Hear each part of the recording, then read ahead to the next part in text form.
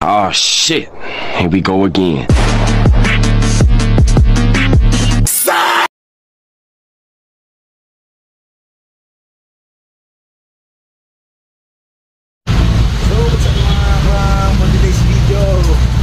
Nagbabawal na technique para pabuo natin yung isa nating bike. So ayan let's go.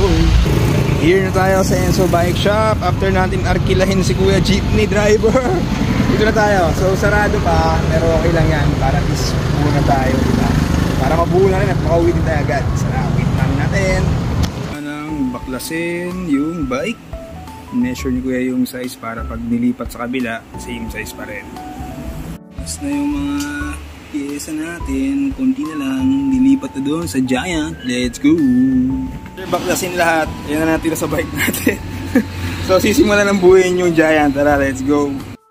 Sisimulan na ni Kuya lagyan ng rim tape yung ating bagong wheelset. At syempre ito na ilalagay natin ngayon. So yung Continental Gator Skin.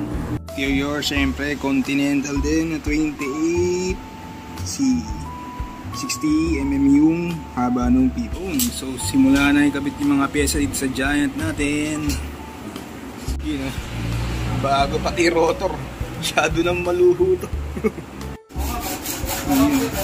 Fork, bawas tayo ng fork. So 3 spacer muna para sigurado madali naman magputol ulit. Wheelset oh. Nakakabit na. Ay. Yun oh. Bababa na oh. Alright. Kung pwede nang iuwi.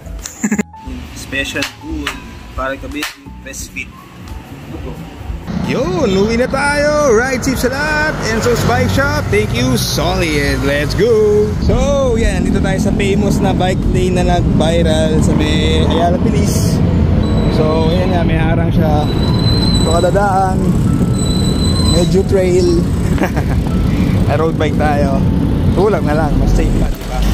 So, tapos, gamit tayo ng footbridge kasi tatawid tayo sa kabila. Yan lang. Ride safe sa inyo palagi. Peace out.